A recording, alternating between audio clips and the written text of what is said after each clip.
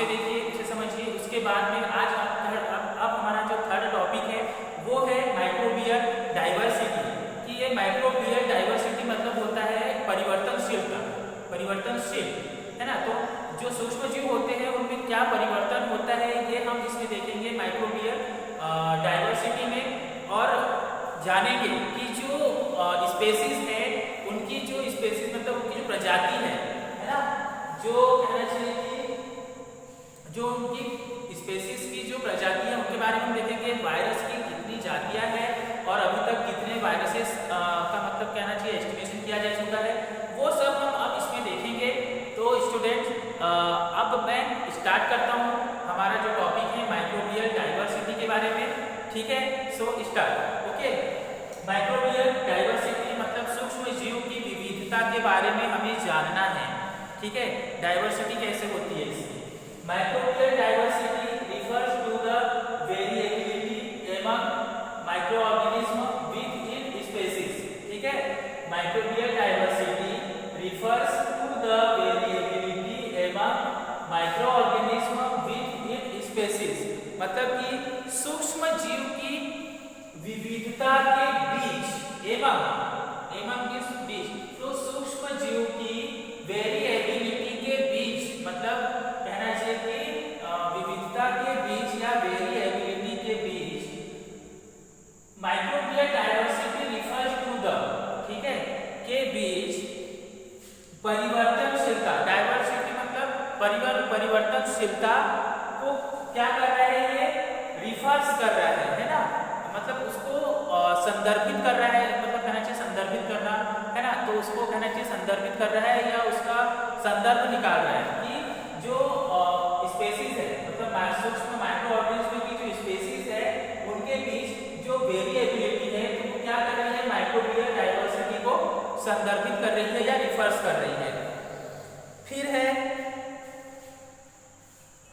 With in species, between species, मतलब कि क्या कर रहा है कि ये क्या बोल रहा है कि जो माइक्रो ऑर्गेनिज्म है ये क्या होती है, ये प्रजातियों का एक तंत्र है, जातियों स्पेसीज का एक कहना चाहिए इकोसिस्टम है। देखना, बिटवीन स्पेसीज मतलब जाति के मध्य जाति प्रजाति, है ना। एंड माइक्रोबियल इकोसिस्टम क्या बोल रहा है कि प्रजातियों के बीच, ठीक है, स्पेसीज प्रजातियों के बीच जो माइक्रोबियल है वो क्या है, एक इकोसिस्टम है, एक तंत्र है। माइक्रोबियल या माइक्रो ऑर्गेनिज्म का एक क्या है, तंत्र है। Smallest unit of microbial diversity इस स्पेसीज, और जो प्रजाति है ना, तो जो माइक्रोबियल है उनके आहार की smallest unit of microbial diversity इस स्पेसीज, मतलब कि उनके आहार की स्मॉलेस्ट यूनिट कौन सी है, स्पेसीज है। स्पेसीज मतलब प्रजाति या जो जाति है, स्पेसीज मतलब कि स्पेसीज क्या है, माइक्रोबियल या माइक्रो ऑर्गेनिज्म की आहार की सबसे छोटी इकाई है, स्मॉलेस्ट कहना चाहिए स्मॉलेस्ट यूनिट है कौन, माइक्रो ऑर्गेनिज्म, ठीक है। तो यहाँ पर देखो microbial diversity refers to the variability among micro organism within species between species, मतलब कि जो माइक्रो ऑर्गेनिज्म है माइक्रो ऑर्गेनिज्म के बीच वेरिएबिलिटी मतलब कि विविधता को दर्शाने के लिए माइक्रोबियल डाइवर्सिटी का क्या किया जाता है, क्या करता है, ये रिफर्स करता है। और जो स्पेसीज होती है तो स्पेसीज और स्पेसीज के मध्य मतलब जाति और जाति के बीच क्या है, माइक्रोबियल इकोसिस्टम है, मतलब माइक्रो ऑर्गेनिज्म का क्या है, एक इकोसिस्टम है। इकोसिस्टम मतलब कि एक तंत्र है, इसके बीच जाति और प्रजाति के बीच में माइक्रो ऑर्गेनिज्म का क्या है, एक तंत्र है। और ये क्या है, smallest unit of microbial diversity species, और जो माइक्रो ऑर्गेनिज्म है उनके आहार की या उनकी जो प्रजाति है उनके आहार की सबसे छोटी इकाई कौन सी है, जो जाति की सबसे छोटी इकाई कौन सी है, स्पेसीज है। प्रजाति क्या है, उनके आहार की, उनके न्यूट्रिशन की, उनके भोजन की सबसे स्मॉलेस्ट यूनिट कौन सी है, स्पेसीज है, ठीक है। तो मैंने आपको यहाँ तक एक्सप्लेन किया, अब आगे देखेंगे। एक present following technique are used by microbiologist to show diversity among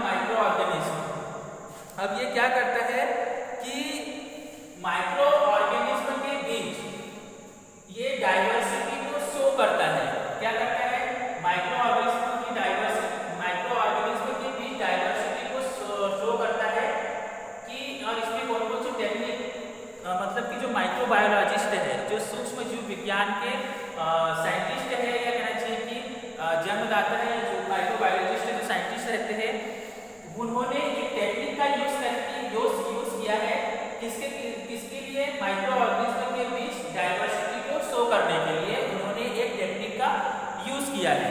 किसके लिए, कि माइक्रोबायोलॉजिस्ट ने एक टेक्निक का यूज किया है माइक्रो ऑर्गेनिज्म के बीच डाइवर्सिटी को शो करने के लिए। ठीक है, अब कौन कौन सी टेक्निक उन्होंने यूज की है, तो वही टेक्निक हम अब इसमें देखेंगे। DNA hybridisation. हाइब्रिडाइजेशन का मतलब होता है संस्करण करना डीएनए का, और उसके बाद हमारा सेकंड है न्यूक्लिक एसिड फिंगरप्रिंटिंग। क्या किया है, न्यूक्लिक एसिड फिंगरप्रिंटिंग। फिंगरप्रिंटिंग का मतलब तो आप समझ ही गए होंगे, न्यूक्लिक एसिड कहाँ होता है, न्यूक्लियस के अंदर होता है। ठीक है, तो ये सब क्या है, माइक्रो ऑर्गेनिज्म के बीच डाइवर्सिटी को शो कर रहा है। ठीक है, और फिर स्मॉल आर बनाया है मैंने यहाँ पर, आरएनए सीक्वेंसिंग। अब आरएनए सीक्वेंसिंग जो है, वो सीक्वेंसिंग का मतलब क्या होता है, अनुक्रमण, है ना, अनुक्रमण होता है सीक्वेंसिंग का मतलब। तो किसका अनुक्रमण हो रहा है, आरएनए का क्या होता है, अनुक्रमण होता है, या सीक्वेंस बाय सीक्वेंस होता है। ठीक है, फिर हमारा लास्ट है डीएनए प्रोब। डीएनए प्रूफ मतलब डीएनए की क्या करना, जांच करना। प्रोब मतलब क्या होता है, जांच करना, तो डीएनए की क्या करना है, जांच करना। तो ये सब टेक्निक का यूज एक कौन करते हैं, माइक्रोबायोलॉजिस्ट करते हैं। किस लिए करते हैं, माइक्रो ऑर्गेनिज्म के बीच डाइवर्सिटी को शो करने के लिए इन टेक्निक का यूज किया जाता है कि डीएनए हाइब्रिडाइजेशन करना है ना, न्यूक्लिक एसिड फिंगरप्रिंटिंग देखना है, आरएनए सीक्वेंसिंग देखना है, या फिर डीएनए प्रूफ करना है। इस टाइप से एक माइक्रोबायोलॉजिस्ट इन मेथड का यूज करता है कि माइक्रो ऑर्गेनिज्म के बीच डाइवर्सिटी शो हो रही है या नहीं, इसका पता लगाने के लिए। ठीक है, माइक्रोबायोलॉजी पता है कि माइक्रो से रिलेटेड है ये वर्ड्स, मतलब कि इसमें एक साइंटिस्ट होंगे, है ना। तो ये था हमारा माइक्रोबियल डाइवर्सिटी। अब हम इसका देखेंगे, इसी में है वो क्वेश्चन कि एस्टिमेशन किस टाइप से, मतलब एस्टिमेशन कैसे होता है ना। तो हम उसका कहना चाहिए कि हाँ, एस्टिमेशन का हिंदी में होता है अनुमान लगाना। तो वही हम देखेंगे कि जो माइक्रो ऑर्गेनिज्म है उनकी स्पेसिस कितनी है, और अभी तक मतलब कहना चाहिए कि कितनी मतलब उसकी कहना चाहिए कि कितनी उसकी जातियों के बारे में पता लगाया जा चुका है, और कितने वायरसेस का पता लग चुका है, फंजी पता लग चुका है, वो सब हम इसमें देखेंगे एस्टिमेशन में। ठीक है, तो अब ये हमारा हो गया, यहाँ तक आपको समझ में आ गया होगा। अगर कोई डाउट हो तो आप क्वेश्चन जरूर करिएगा। अब हम आगे देखते हैं। ठीक है, अब हम देखेंगे एस्टिमेशन ऑफ माइक्रोबियल स्पेसीज, मतलब कि इनकी जातियों का अनुमान लगाया गया है कि कितनी कितनी इनकी जातियां होती है। अब जैसे देखो, एक कास्ट है ना, एक जाति है, एक स्पेसीज है, तो एक ही जाति में अलग अलग सरनेम के लोग रहते हैं ना। तो उसी प्रकार से हम इसमें देखेंगे कि अभी तक कितनी जातियों का अनुमान लग चुका है और उनकी प्रजातियां कितनी है, वो सब हम इसमें देखेंगे। ठीक है, सबसे पहले मैंने लिखा है कि ग्रुप। अब कौन कौन से ग्रुप होते हैं, हमने माइक्रो ऑर्गेनिज्म देखे थे, हमने वायरस भी देख लिया, बैक्टीरिया, प्रोटोजोआ, फंजी और एल्गी, है ना। तो हमें कहना चाहिए कि ये क्या होते हैं, माइक्रो ऑर्गेनिज्म का एक ग्रुप है। अब इन ग्रुप में सबसे पहले क्या है, वायरस।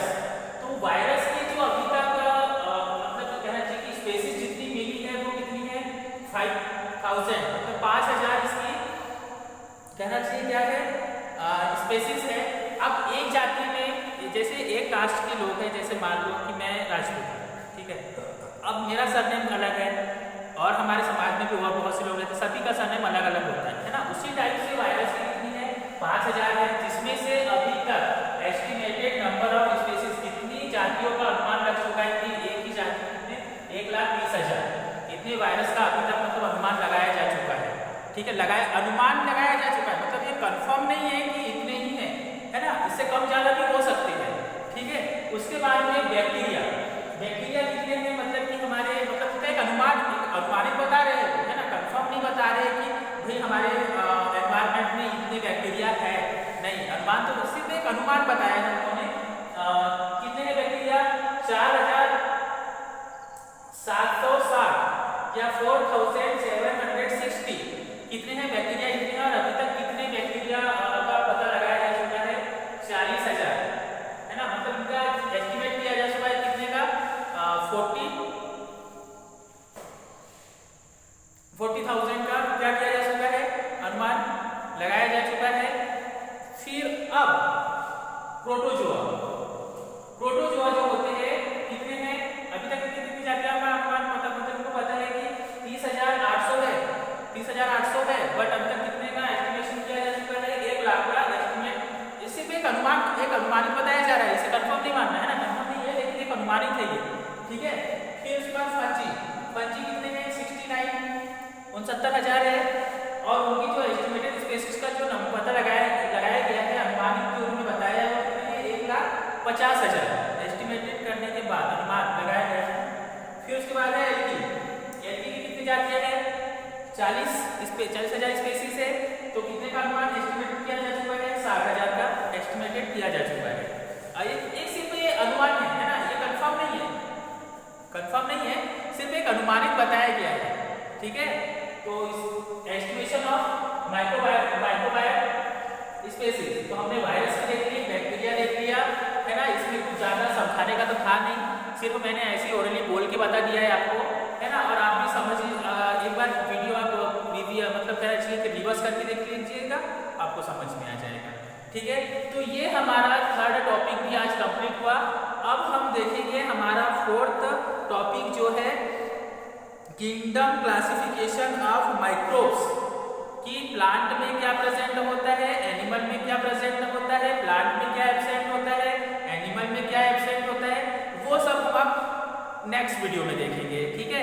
तो कल मैं आपको नेक्स्ट वीडियो में कहना चाहिए कि 2 टॉपिक आपके और कवर कर दूंगा, उसके बाद में हमारे टॉपिक बचेंगे सिर्फ 6 टॉपिक और बचेंगे, उसके बाद हमारी सेकेंड यूनिट भी कंप्लीट हो जाएगी। इसलिए आप वीडियो को देखते रहिए, समझिए, जहाँ भी आपको लगे कि हमें यहाँ समझ में नहीं आ रहा है, यहाँ डाउट है, तो आप मुझसे क्वेश्चन कीजिए, आप कमेंट कीजिए, आप ग्रुप में क्वेश्चन कर सकते हैं। और यदि आपको मेरा वीडियो अच्छा लगे तो आप मेरे चैनल को लाइक शेयर सब्सक्राइब जरूर करें। Thank you for watching.